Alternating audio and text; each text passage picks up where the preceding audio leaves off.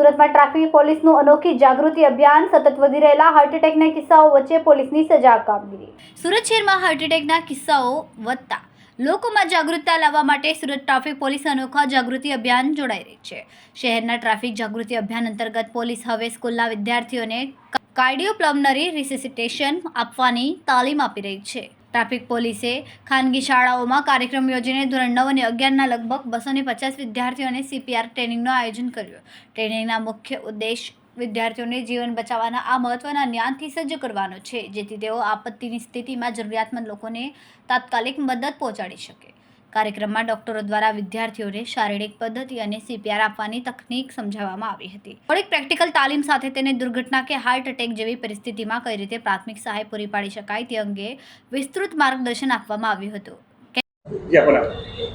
માનનીય police commissioner Shri Anupamsinh Gehlot સાહેબ તેમજ અમારા ટ્રાફિકના જેસીપી અને ડીસીપી સાહેબની સીધી સૂચના અને માર્ગદર્શન હેઠળ અમે હાલમાં જે ટ્રાફિક સેફ્ટી મંથ ચાલી રહ્યો છે 1 જાન્યુઆરીથી 31 જાન્યુઆરી સુધી, એમાં અલગ અલગ થીમ પર ટ્રાફિક સેફ્ટી અને અવેરનેસના કાર્યક્રમો કરી રહ્યા છે।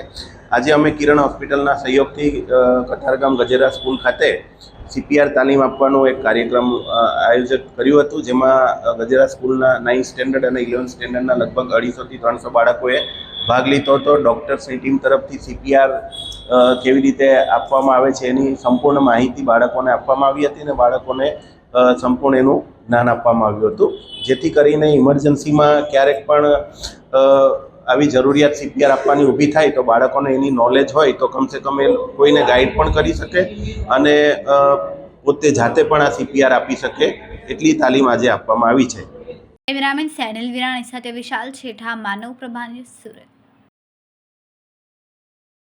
અમારા વિડિયોની નવી અપડેટ મેળવવા માટે સબસ્ક્રાઇબ કરો માનવ પ્રભા ન્યૂઝ ચેનલને, બેલ આઇકન ક્લિક કરો લેટેસ્ટ વિડિયો સૌથી પહેલા મેળવવા માટે।